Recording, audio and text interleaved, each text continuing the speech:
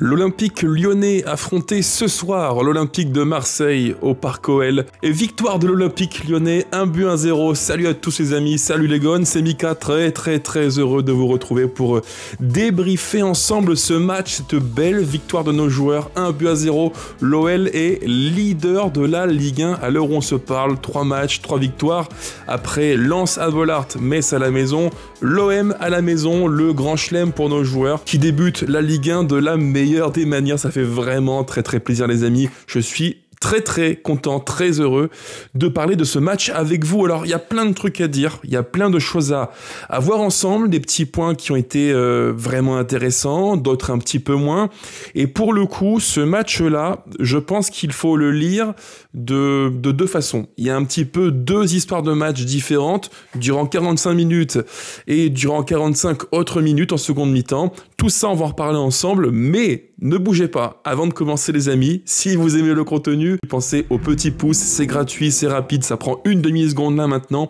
Pensez aussi à commenter, à me dire vos différents points de vue sur le match, vos tops, vos flops, ce que vous avez aimé, ce que vous avez aussi moins aimé. Et enfin, si vraiment vous aimez le 11 lyonnais, pensez aussi à vous abonner, activer la cloche et booster la vidéo. Merci à toutes et à tous pour ça. Les amis, on commence donc par l'histoire du match, on peut le dire comme ça. La compo de départ côté OL, la voici, je la mets à l'écran. Une compo un petit peu inédite, mais en même temps, au vu du contexte du mercato, c'est pas illogique. Fonseca a dû bricoler un plan de jeu, une animation qui, il faut le dire, j'en parlerai après en détail, mais a très bien marché. En tout cas, durant 45 minutes, vraiment de grande qualité. En seconde mi-temps, c'est un petit peu différent. Le match change avec le rouge des Marseillais. Et aussi, il faut le dire, malheureusement, la blessure de Malik Fofana. Et donc, la compo côté OL concoctée par Paulo Fonseca, la voici au cage du classique. Rémi Descamps, arrière droit, Maitland-Niles. Une défense centrale classique également, Mata Niakhaté, latéral gauche, Abner. Un pivot double, en théorie, dans le 4-2-3-1 de Fonseca, avec Tessman plus Morton. Tolisso un cran plus haut et devant donc un trio Malik Fofana, Karabets, le jeune tchèque qui jouait comme, alors on en parlera aussi après, mais comme faux numéro 9, un petit peu, même beaucoup carrément demi-espace droit, et Kalismera qui était aligné pour une grande première en Ligue 1 comme ça titulaire dans un gros match contre Marseille. Vraiment une compo inédite comme je vous l'ai dit, une compo qui a été dictée par le contexte. Et ouais, parce que comme vous le savez, Mikotadze part du côté de la Liga Española côté Villarreal et pour un montant d'environ 30-35 millions dans mon souvenir, donc il fallait bricoler. Pas de numéro 9 pour Paulo Fonseca et il a su faire sans. Il a trouvé une animation que je trouve vraiment intéressante. On l'a un petit peu aperçu les amis, rappelez-vous, l'an passé en Ligue 1 contre le PSG, ce match à la maison où Fonseca avait pris le pari un petit peu culotté, un petit peu osé dirait-on, de n'aligner à l'époque aucun numéro 9 mais deux numéros 10, Almada et Cherki. Et ce soir contre l'OM on a vu une animation un petit peu qui ressemblait à celle-ci, dans l'idée, dans les principes de jeu. Et dans l'animation qu'a concocté Fonseca pour le match contre l'OM, on a vu, avec ballon en tout cas, en phase de relance en bloc médian en bas, cet OL qui s'articule en presque 4-4-2 losange. C'est assez intéressant à voir. Je mets à l'écran ce que je veux vous dire les amis en détail. On a cet OL qui a une base de 4 derrière, un carré au milieu qui était ce soir Tessman, Morton, Kalismera plus Tolisso et devant deux joueurs qui vont occuper à la fois l'espace et venir rentrer par des courses très incisives, Fofana à gauche, Karabets à droite. Et ce plan de jeu-là, les amis, il faut le dire, durant 45 minutes du coup d'envoi à la mi-temps, il a vraiment bien fonctionné. Et me concernant, ce qui me plaît beaucoup, c'est qu'on a vu un OL intelligent, un OL qui, avec son coach Fonseca, a bien cerné comment jouer l'Olympique de Marseille. L'OM, maintenant c'est connu, il n'y a plus de surprise. On a vu les matchs des Marseillais contre Rennes en début de saison, contre le PFC à la maison, le fameux 5-2 qui aurait pu faire un score tout à fait différent si les Parisiens n'avaient pas fait des bêtises immenses défensivement. Et ce match contre nous, et à chaque fois, les Marseillais, ils ont un fil conducteur négatif. Et alors, tout dépend comment on le voit. Mais avec ballon, ils sont extrêmement ambitieux ce soir, même si le plan de De Zerbi était un petit peu modifié par rapport à d'habitude. Exit Gouiri et en lieu et place Bilal Nadir. Même si le plan a été un petit peu modifié côté marseillais, on retrouve des principes de jeu hyper ambitieux et je dirais même presque trop ambitieux. Parce que en Ligue 1, quand on voit le match de Rennes contre l'OM, l'OM avait été puni en transition par les Rennais. Contre le PFC, pareil, plus ou moins. Les Parisiens avaient eu des cartouches à foison pour faire mal, mais n'ont pas su le faire totalement. Et contre nous, l'OM n'a pas échappé à ce constat-là. On a eu en transition, défense-attaque, des situations tellement importantes où on a su les châtier, il faut le dire. Voilà, on a eu un super Malik Fofana qui en transition a fait tellement mal, il a été électrisé. Et électrisant, le petit Belge, franchement, quelle heure de jeu, avant qu'il ne sorte sur blessure, mais quelle heure de jeu il a livré, vraiment de très très grande qualité. Il a mis le bouillon du début à la fin, ou presque. Vraiment, Malik, il a fait une heure de jeu complète, de top niveau, et il leur a fait vraiment très très très mal. Ça, c'est le plan de jeu du match, c'est l'histoire du match au global. Je dirais que on a vu un Noël sérieux, qui savaient comment prendre les Marseillais pour leur faire très très mal. Leurs fameux 2-3 grands défauts, ils sont extrêmement ambitieux, trop à mon goût je pense, et défensivement, ils ont parfois des errements les Marseillais, des alignements tellement aléatoires, c'est kamikaze. Quand tu veux jouer un foot comme ça, où tu es proactif, tu joues très très haut, tu as l'ambition de faire mal à tous ceux que tu affrontes, très bien, c'est un foot positif. Mais en Ligue 1, où les footballeurs vont extrêmement vite, ont des cannes, sont puissants, rapides, c'est intense, en Ligue 1, quand tu fais ça, t'as intérêt à être sacrément fort derrière défensivement. C'était pour moi clairement la clé du match. Il fallait aspirer les Marseillais et en transition, en jeu un peu plus vertical, faire mal. On l'a plutôt bien fait, je dirais, durant une bonne grosse mi-temps, voire quasiment une heure de jeu. Et ce point tactique que j'évoque avec vous les amis, qui me paraît tellement important, c'est pour moi la clé du match.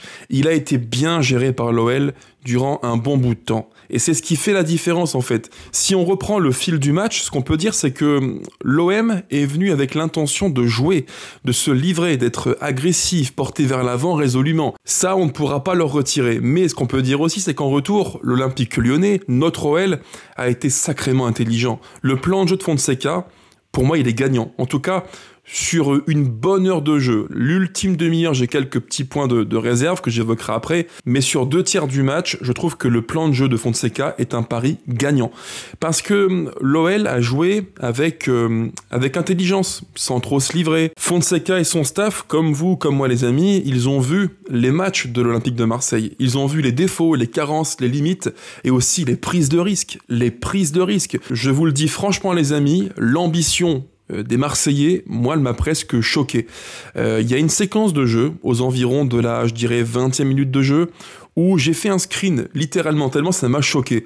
On avait, dans notre camp, quasiment 9 Marseillais. Et je vous le dis franchement, l'animation marseillaise, moi, elle m'a interpellé. Je trouve que c'est kamikaze. Tu viens au Parc OL avec une animation, avec ballon, en bloc haut, dans notre camp, en 3-1, 3-3. Alors oui, je veux bien, c'est le foot positif, c'est le foot proactif de De Zerbi, mais c'est un foot qui est kamikaze. Un 3-1, 3-3, avec 3 centraux, parmi lesquels venait se réinsérer plus bas Pierre-Emile Højbjerg, devant le seul numéro 6 avec Angel Gomez, et sur les côtés hyper excentrés, Weah à gauche, Greenwood à droite, 2 soutiens à Aubameyang qui étaient Nadir et demi-espace gauche Ahmed Traoré, c'est sacrément ambitieux. Et quand tu es l'équipe adverse et que tu as l'ambition de venir chez nous pour jouer un foot proactif, hyper offensif, déséquilibré, ma foi, t'as intérêt à être sacrément fort défensivement, mais vraiment. Et là, je l'ai écrit sur mon calepin, tenez-vous bien, à la 27e minute de jeu, j'ai écrit alignement très haut des Marseillais, très risqué,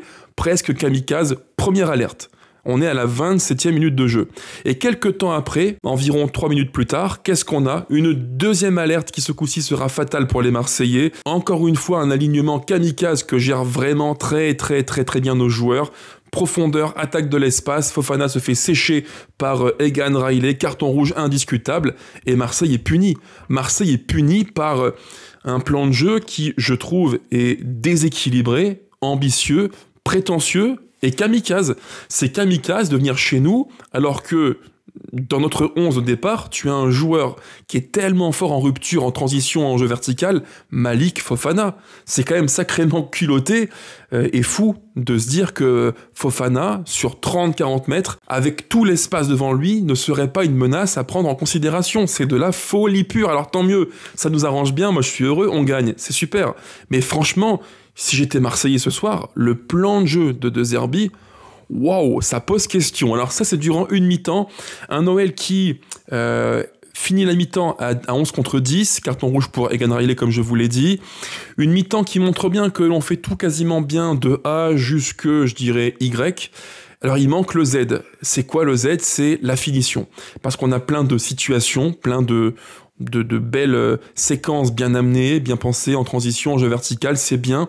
On a quelques bons centres bien touchés par Karabets, c'est bien aussi.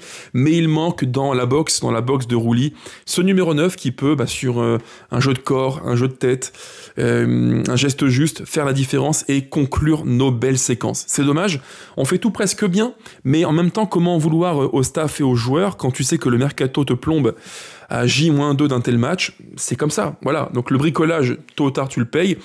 Et je ne vous cache pas, les amis, que j'ai eu un petit peu peur que ce match-là se finisse par soit un 0-0 qui m'aurait vraiment déçu, soit par une défaite. Et là, ce sont les flashbacks du Vietnam. Les flashbacks d'il y a maintenant un an, ce match qui avait fait tellement mal au crâne avec Pierre Sage. Au bout, je crois, de 5 minutes de jeu, on est à 11 contre 10, le carton rouge de Balerdi. Et durant tout le match, quasiment 1h30, on n'a rien su faire. Et là, j'ai eu ce flashback du Vietnam. Je me suis dit, Mika, on est reparti pour un match comme ça, où en gros, on aura une possession assez stérile, à toi, à moi, tranquillement, voilà, une emprise globale sur le match, mais attention aux quelques fois où ils vont sortir en transition. Et pas manquer, en seconde mi-temps, qu'est-ce qui s'est produit? À 2 reprises, on a eu aussi, nous, 2 alertes bouillantes, et il a fallu un bon Rémi Descamps pour intervenir et sauver l'intérêt du match, qui était le 0-0 à ce moment-là. Donc, je dirais qu'en seconde mi-temps, on assiste à un autre match. C'est quasiment naturel, c'est mécanique. On est à 11 contre 10. À 11 contre 10, on le sait, l'intérêt pour les Marseillais, c'est de faire corps, d'être regroupés, denses, et s'ils le peuvent, sur quelques petites projections, faire mal et piquer. Ils l'ont fait l'an passé chez nous, pourquoi pas une seconde fois. Et nous, côté OL, l'intérêt du match, c'est quoi? C'est de se dire que on va jouer durant 45 minutes une équipe qui va être regroupée, dense, qui va tout faire pour préserver le 0-0, voire plus si affinité. Donc il faut être créatif, inspiré, être patient, et s'engage un bras de fer durant une mi-temps, où celui qui va être le moins patient va craquer. Et j'ai eu peur. Je ne le cache pas, j'ai eu peur parce que il y avait littéralement tous les ingrédients pour se manger une belle quenelle, là où je pense. Voilà, pour être très clair avec vous, il y avait tout. Il y avait l'histoire du match, il y avait le fait que plus le temps passait, plus on perdait en créativité, en fluidité, c'était moins bien, c'était plus téléphoné, c'était moins clair, et en face, il prenait confiance, et en plus de ça, il y a un paramètre qui est pour nous hyper important, c'est la sortie aux environs un petit peu avant de l'heure de jeu de Malik Fofana, qui fait du mal, parce que c'était le seul élément qui pouvait, dans le jeu de rupture, de prise de l'espace, faire mal aux Marseillais, donc tu perds un atout immense dans cette histoire de match-là. Quand tu affrontes une équipe qui est groupée et très dense, il te faut des profils qui vont sur 1, 2, 3 mètres, faire la différence, soit par la passe juste, par la vista, par la vision de jeu, soit par l'accélération, le 1 contre 1. Quand tu perds Malik, tu perds 3 chances sur 4 de faire mal en verticalité. Donc c'est plus difficile. Et là, on a vu les limites, je pense, à l'instant T de notre OL, à savoir que l'on a une équipe qui pratique un foot intéressant, un foot qui est pensé, un plan de jeu qui est clair, une belle animation qui me plaît bien, mais quand le temps et l'espace se réduisent, quand tu joues un bloc plus bas, il y a moins de créativité. Et ce que je vous dis là, les amis, vraiment, il faut en avoir conscience. On va se heurter, je pense, s'il n'y a pas de recrue ailier droit, demi-espace droit plus créative, on va se heurter tôt ou tard à un manque de créativité.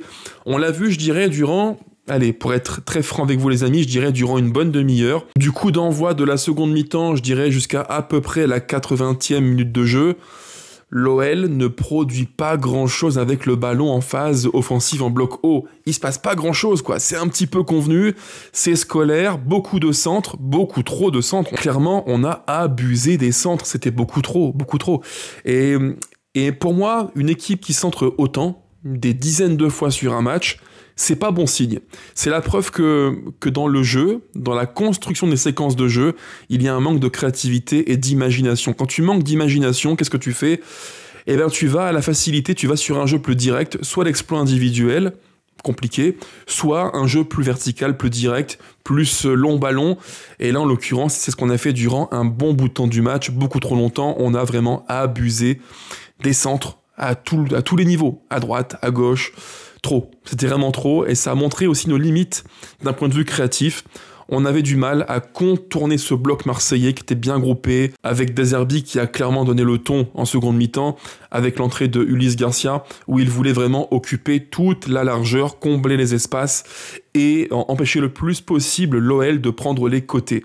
Alors quand tu as un entonnoir, quand il y a beaucoup de monde dans le cœur du jeu et que les Marseillais en prime veulent bloquer les côtés, c'est compliqué. Et c'est justement là qu'on aurait eu grand besoin d'un profil plus créatif dans l'ultime tiers du terrain côté Olympique de Marseille. D'ailleurs, je le dis, c'est le point un petit peu de critique envers Paulo Fonseca. L'animation, pour moi, elle est excellente. Je le dis, je le répète, le 4-2-3-1 théorique qui devient une forme de 4-4-2 losange carré en tout cas, avec 2 points de Fofana et Karabets qui écartent pour écarter le bloc marseillais. Très bien, très bonne animation de jeu. Moi, j'ai vraiment aimé le plan de Fonseca. Mais par contre, la lecture du match de Fonseca, encore une fois, je souffle, quoi. Il a ce don, par moment, de faire des choix qui me posent vraiment question.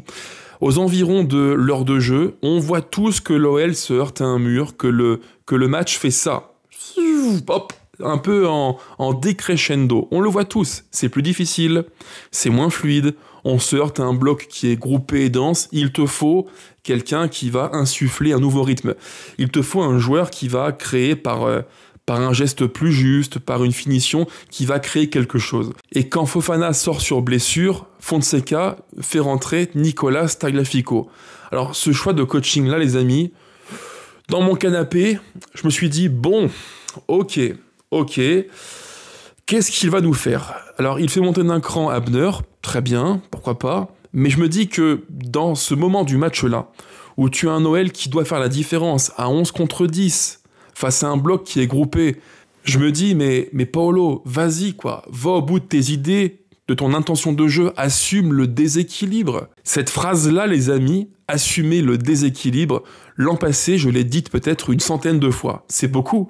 Et là, je la redis, il faut assumer le déséquilibre. T'es à 11 contre 10, face à un Marseille qui est dangereux uniquement en transition.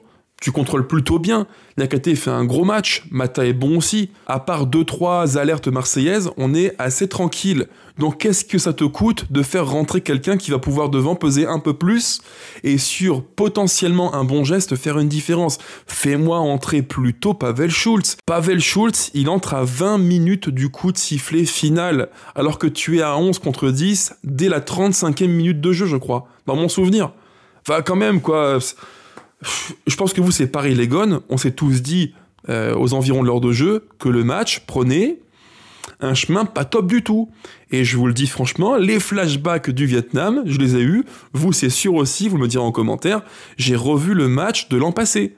Et je me suis dit, on va se faire punir sur une transition si on ne prend pas le risque de créer un peu plus de vent. Alors, heureusement, le match se goupille bien, ça c'est cool. On gagne sur le gong à la 87e, je crois, dans mon souvenir aussi. Sur un but qui est un petit peu, bon, c'est pas hyper élaboré. Un long ballon, Tessman dévie, je crois, de la tête. Tagliafico la reprend, il est percuté par Rouli.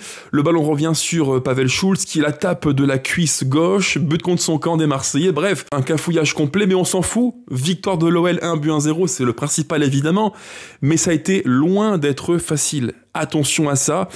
Victoire qui fait très très plaisir, 3 points en plus, 9 sur 9, c'est un départ qui est excellent en Ligue 1, mais à l'avenir, dans ces matchs-là où on est amené à dominer, à être logiquement devant, il faut assumer le déséquilibre. Enfin bref, voilà pour l'histoire du match, l'histoire de l'Olympico, Olympique lyonnais, Olympique de Marseille, victoire de l'OL, 1-0 qui fait extrêmement plaisir. On passe au top et au flop du match rapidement les amis. Alors, de flop, il n'y aura point. Honnêtement, si j'étais un petit peu tatillon comme d'habitude, j'aurais pu dire que Fonseca était à ça, si l'histoire du match se goupille moins bien pour l'OL, il aurait été à ça du flop. Pourquoi? Parce que autant j'ai aimé l'animation de l'OL, qui pour moi est extrêmement cohérente et belle à voir, vraiment intéressante, mais autant en seconde mi-temps, sa lecture du match de Fonseca, j'ai commencé un petit peu à fulminer, quoi. Quand tu es à 11 contre 10 et que tu mets autant de temps, quasiment 40 minutes, pour faire rentrer un offensif de plus, quand tu perds Malik, que tu fais rentrer Tagliafico, ça pose question. Voilà, c'est autant de points qui m'ont un petit peu agacé, mais heureusement, on gagne le match. Mais auquel cas, s'il y avait eu match nul ou défaite, croyez-moi les amis, j'aurais été beaucoup, mais vraiment nettement moins tendre avec Paulo Fonseca. Donc bon, on n'est pas sur un flop, attention les amis, mais on est sur un petit drapeau, un drapeau orangé. Un drapeau orange, voilà, mer un petit peu agitée, attention, Paulo Fonseca, si tu m'écoutes, je ne veux pas revivre, nous ne voulons pas revivre ces matchs où parfois tu as été un petit peu trop frileux, un petit peu trop conservateur. Voilà, cher Paolo, donc attention à ça, on était à la limite du flop si le match se goupillait un peu moins bien pour l'OL. Maintenant, au rayon des tops, les tops du match, il y a beaucoup de joueurs qui m'ont vraiment plu dans cette OL-OM, dans quasiment toutes les lignes en fait. On a un match qui est très sérieux. Dans ce match contre l'OM, j'ai aimé, mais beaucoup, ce qu'a fait Abner. Abner Vinicius. Il a pris Mason Greenwood, il a dit « Mason, viens voir ici, hop, je te prends dans ma poche ». Durant tout le match, il l'a pocket. Et pour le coup, il faut le dire, je pense que c'est l'un des meilleurs matchs, si ce n'est le meilleur d'Abner sous nos couleurs. Vraiment, un très très bon match. Bon pied gauche, projection, défensivement quasiment intraitable. Bravo Abner. J'aurais pu dire aussi Morton qui fait un match de très grande qualité, vraiment disponible, bon sous pression, jeu court, jeu long, abattage physique. Tyler Morton, les amis, pour 10 millions d'euros, est-ce qu'on n'est pas sur le braquage du siècle? Je commence un petit peu à me poser la question. Franchement, à Lens, hyper convaincant, abattage physique énorme, contre Metz, dans le jeu, un cran au-dessus, et ce soir, encore au-dessus. C'est franchement encourageant. J'aurais pu dire aussi Tessman qui fait un match de qualité, sans ballon, un petit peu dans un rôle de joueur d'équilibre, qui compense, qui recule, qui vient aider parfois défensivement Mata. Match vraiment intéressant, il a su aussi prendre le ballon, orienter, jeu court, jeu long. Alors c'est pas un jeu qui est hyper vertical, mais un jeu qui est propre, simple, propre. Et au final, pour un numéro 6 en pivot double avec Morton, qu'est-ce qu'on demande de plus que ce qu'il ne fait? Un peu plus de projection peut-être, mais au final c'est quand même positif. Donc bon match de Tessman, il faut aussi le dire. Mais mon vrai top du match, c'est ni Tessman, ni Morton, ni Abner, c'est un certain Moussa Niakhaté. Moussa Niakhaté, il a fait un match de patron, mais vraiment de patron. Dans les duels défensifs, imprenable. Dans la profondeur, dans le 1 contre 1, il a été intraitable. Et il faut le dire aussi, c'est un point où il a souvent été critiqué, le Sénégalais, à la relance, je trouve qu'il progresse aussi. Il a un jeu court correct, et sur quelques phases de jeu, sur un jeu un peu plus long en seconde mi-temps, on l'a vu toucher parfois Abner, Tagliafico. Vraiment, attention, il faut être très très juste et impartial. Niakhaté a souvent été tensé pour son jeu au pied, mais depuis quelques temps, c'est nettement mieux. Et pour moi, c'est mon top du match numéro 1. Un très gros match, un match de patron XXL pour Moussa Niakhaté. Bravo Moussa. Alors malgré tout, ce match contre l'OM, même s'il y a victoire, ce match-là nous montre que l'OL a encore des manques. Des manques non pas forcément collectifs, mais des manques, je dirais, individuels, des manques en termes de profil technique de joueurs. Jusqu'à preuve du contraire, nous ne sommes pas encore le Barça de Pep Guardiola. Donc, jouer sans numéro 9, mettre un numéro 10 comme faux numéro 9, c'est pas l'idéal. Et il y a plein de séquences qui le montrent bien, sur des centres, du jeu plus long, il te faut une présence à la fois dans la boxe de Rouli, mais également dans le domaine aérien. Contre l'OM, ce soir, il a manqué ce numéro 9 pour conclure les actions. Et comme je vous l'ai dit, on a quasiment tout bien fait de A jusqu'à Y, mais le Z, l'ultime lettre de l'alphabet, c'est la conclusion, la finition concrétisée, ce qu'on a su bien construire durant tout le match. C'est un peu dommage, et ça montre bien qu'il y a une priorité qui est absolue. Il faut un numéro 9, c'est urgent en fait. C'est un secret de Polichinelle, on le sait, la presse l'a dit à plusieurs reprises, l'OL veut 2 profils prioritaires, un profil demi-espace droit, ça me paraît une évidence, et aussi et surtout un numéro 9. Parce que même si on gagne contre l'OM ce soir, il manque toujours ce numéro 9. Et plus le temps passe, plus je me dis qu'il nous faut un numéro 9 athlétique, puissant, fort de haut jeu et bon de la tête. Et pas que ce soir, ce n'est pas un problème récent de l'OL, c'est un problème qui date malheureusement. J'étais à Lens il y a 15 jours pour le match contre le Racing Club de Lens de Pierre Sage, et en seconde mi-temps, je me revois en tribune Tranin en train de dire à mon pote, Marty, écoute, Si devant on a un numéro 9 qui est plus grand, plus costaud et fort de la tête, il y a 2-0 et il n'y a rien à dire. Parce qu'en fait, on se crée les situations.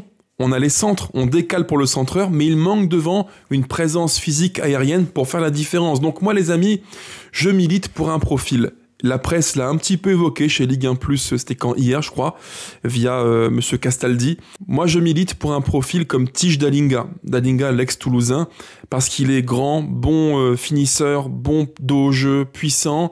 C'est pas le mec qui te fait soulever une foule par une prise de balle, pas du tout, mais c'est un vrai bon finisseur. Et je pense que l'OL serait bonifié, l'animation serait bonifiée par un profil comme celui-ci, un profil qui serait une menace constante dans les 16 mètres adverses, c'est tellement important, il nous faut un profil comme ça. Donc moi je milite pour Dalinga, mais vous les gones, pour qui militez-vous? Dites-le moi en commentaire quel serait pour vous le numéro 9 idéal dans l'animation de Fonseca, ce 4-2-3-1 qu'on aime tant depuis quelques matchs.